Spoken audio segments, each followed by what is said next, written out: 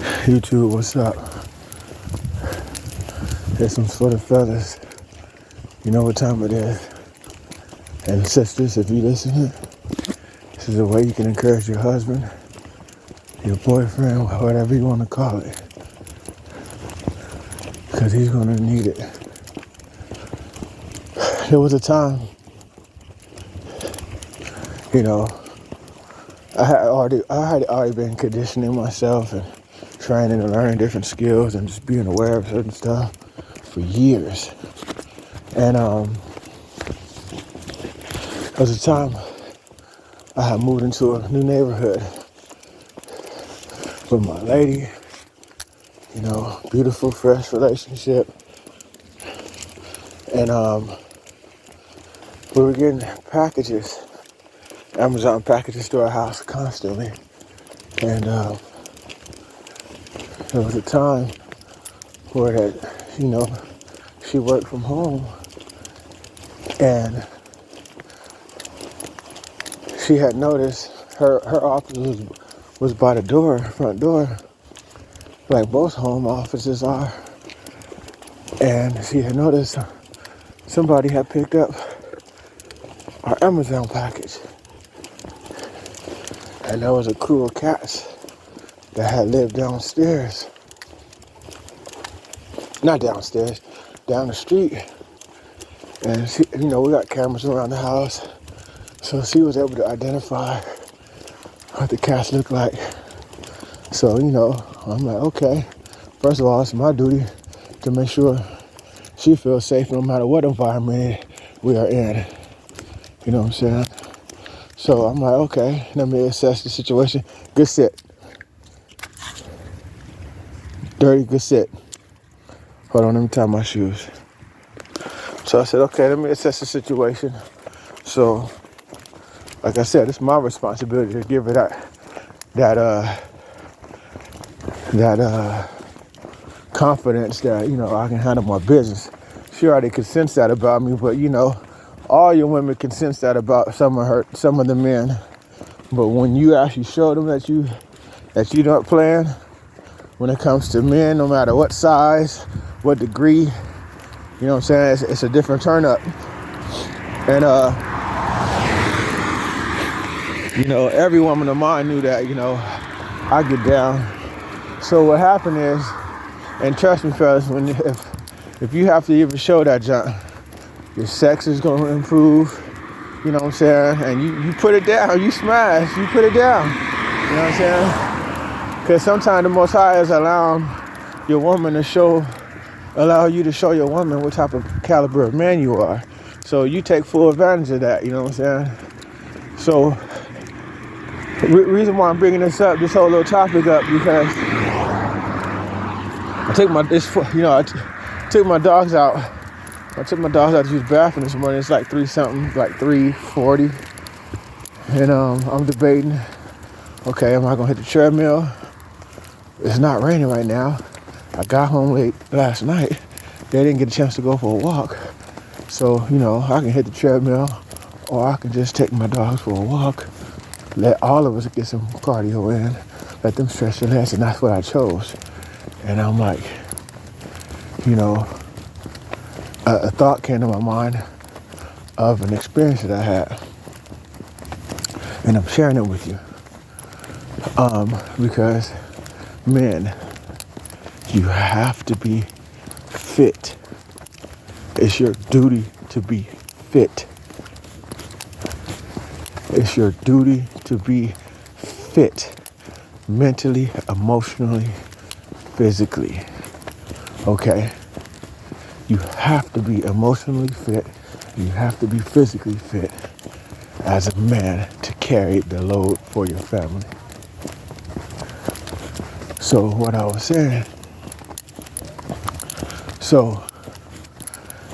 like I was saying, how the packages was taken off the porch, I think once or twice.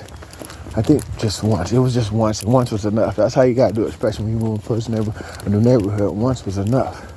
You know what I'm saying? And my chick at the time, all my women were fine. Every woman I was with was fine, and I made a habit of, or you know, the next woman I get, Gonna be fine. And then the last one I had, you know how it go, you know what I'm saying? So she was fine. She was a bad chick. And she was a humble chick, you know what I'm saying? At least, played humble. Yeah, she played humble, how about that? So basically,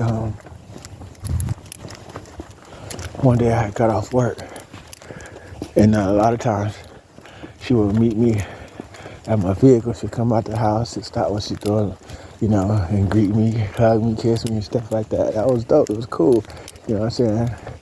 Smell her, and it was just a cool little thing. And then she did that, and she was like, "Oh, I think those guys that took our package it's right down the street." And they were like 5 or 6 houses down, and I could see them. And she said, "That's the vehicle right there," and I could see them. And I'm like, "Oh, okay." So I took my work shirt off, grabbed my strap real quick, you know what I'm saying? And I told her I'd be back, you know what I'm saying? And for her to see, like, and she wasn't no sucker or no type of chick that just want to send her man to some bullcrap mission. You know what I'm saying? She's just a female, just a woman. And she wasn't expecting me to move like that, but anybody know how I get down, you know what I'm saying? I'm gonna make my move. So what happened is, I said, all right, I slammed my work shirt off, got my strap, you know what I'm saying? And hopped in my vehicle. So as I'm hopping in as I roll in my vehicle, they hop in their vehicle, and I don't think they was really paying attention, but maybe maybe they kind of sensed it because of what happened. So I'm driving, and they hop in their vehicle, and it wasn't like when I got home they were looking down the street at us, but somehow the energy connected. So as they pulling off, they driving kind of slow, and I'm in my car. I'm like, woo, you know what I'm saying? So instead of them keeping straight, they turned left to this cul-de-sac, and I'm on like, whoa, and they pulled over. You know what I'm saying? They pulled over, the dude in the passenger side, opened up his car. I hopped out, you know what I'm saying? And I don't know if I hopped out with my strap. No, I didn't the strap was on me, but I didn't pull it on him, you know what I'm saying? So the dude, there was 2 dudes. One dude was a big dude like me, and the other dude was just a medium-sized dude. And he opened the door. They pulled it, they angled their car like, what the fuck type, excuse me. Like, what the what? You know what I'm saying? So, I was like, hey, you came to my house and took something off my porch? You know what I'm saying? And it just shocked the guy. But I saw his gun. He had his gun right there in the door handle. And he kind of had it up like where somebody could see, or maybe easy for him to grab. You know what I'm saying? He had like a brown Glock X, some type of military Glock. The ones that they were trying to sell, they were brown. I forgot the name of them, but it was a nice gun. You know what I'm saying? I had my Glock too, my Glock 19. So my 17 round mag and one in the head. You heard me?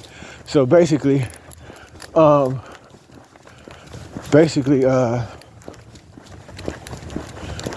ran up on him where he couldn't grab it to save his life. You know what I'm saying? That's how close I was. I'm like, hey, you was on my porch with the woo. You go, oh no, big homie, no, big homie.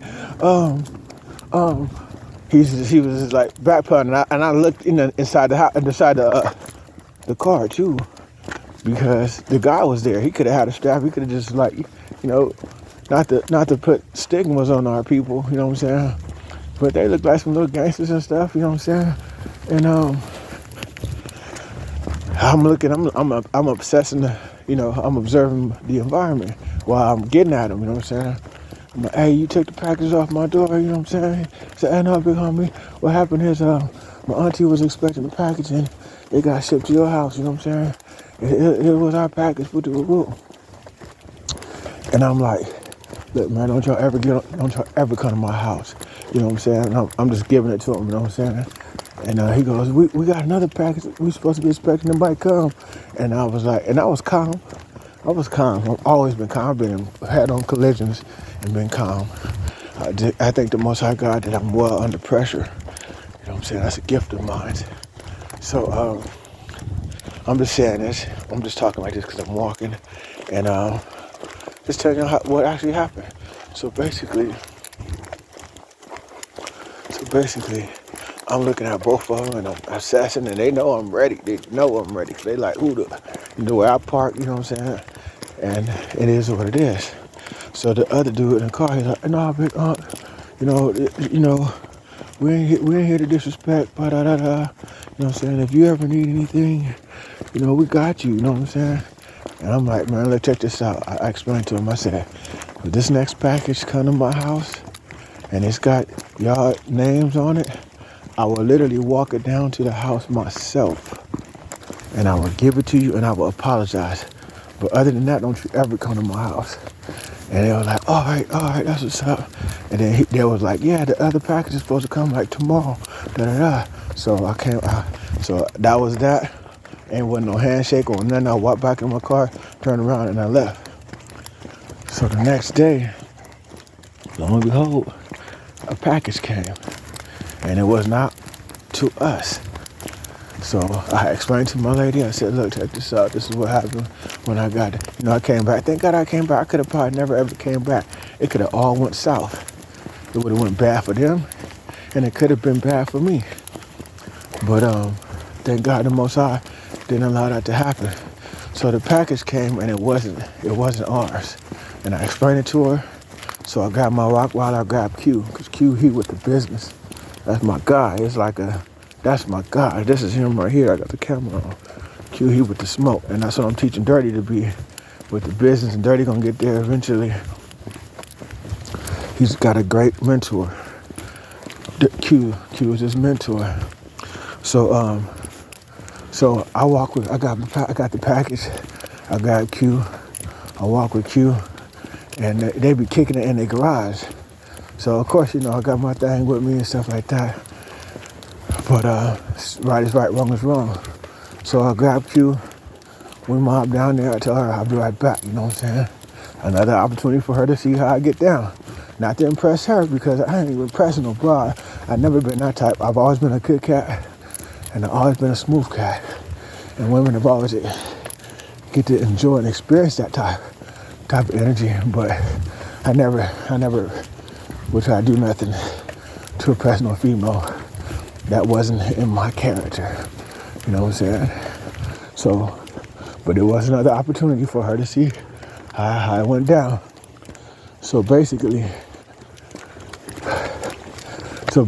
I got my Rottweiler, got a package, and my thing, and we mobbing down, and there was a couple of cats chilling in the garage, you know, smoking or whatever, and I tell Q to sit at the edge of sit at the edge of the driveway, and I must have walked into their garage from the street into their garage so damn fast that the guy didn't even see me who was sitting there.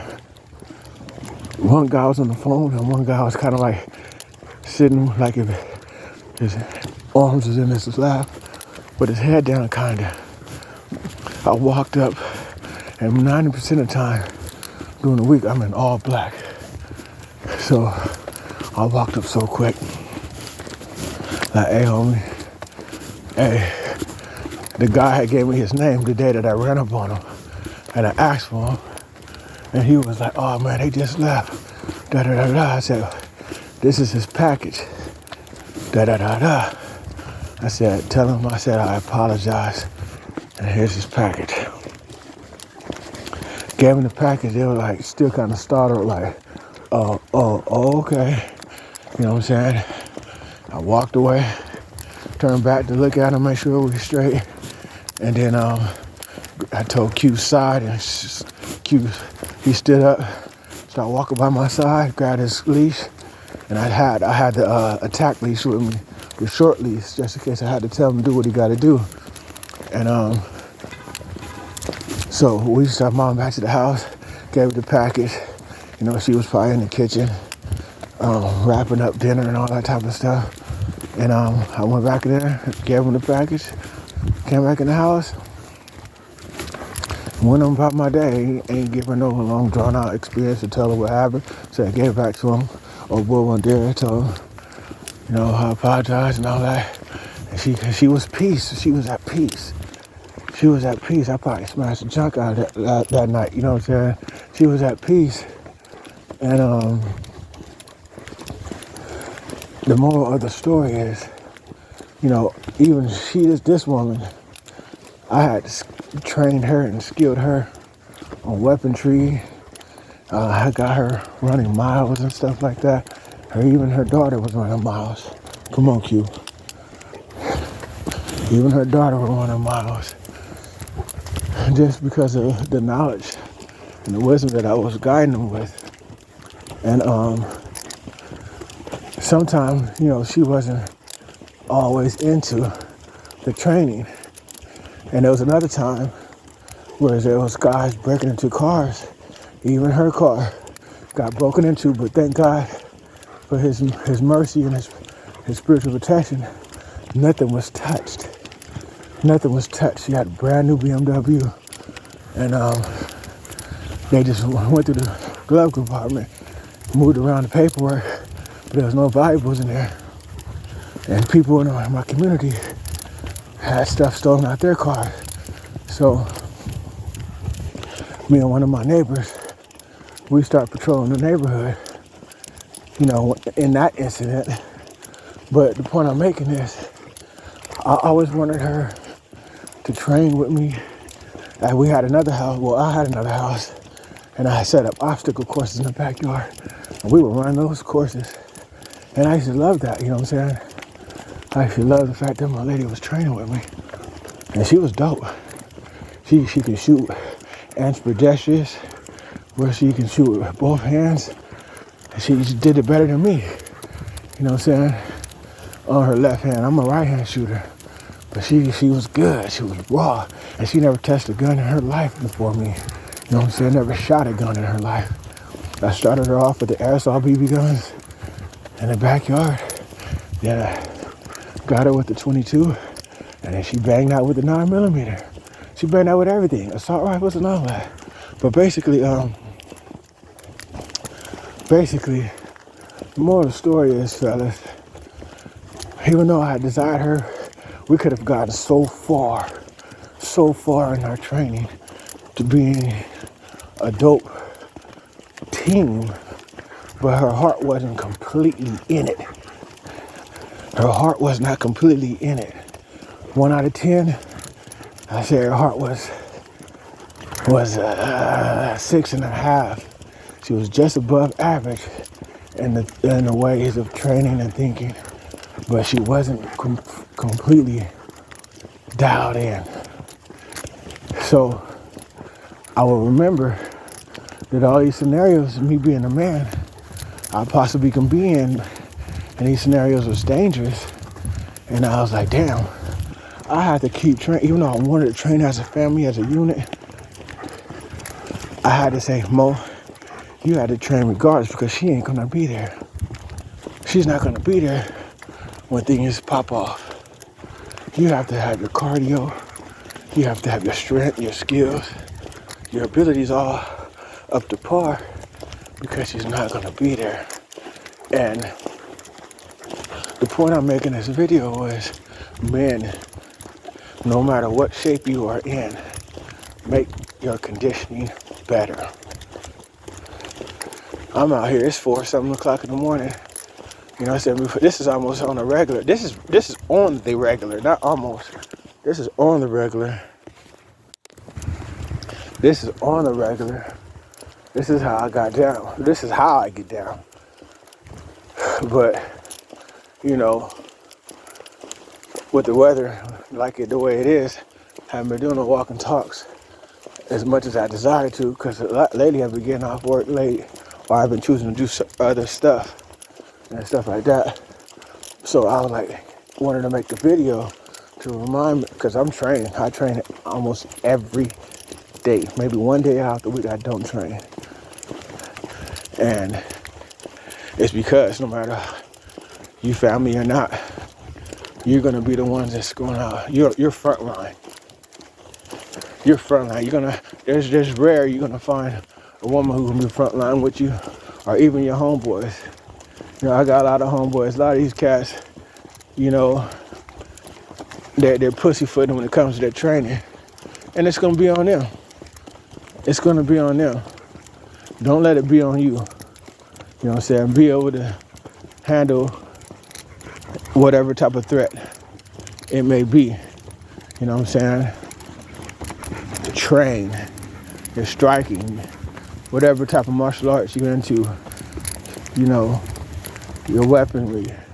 You need to have that knowledge and that confidence for your peace of mind. That's what it is. It's your peace of mind. You know what I'm saying? So with that, fellas, I hope you guys listen to this all the way through. I'll holler at y'all later on. Peace.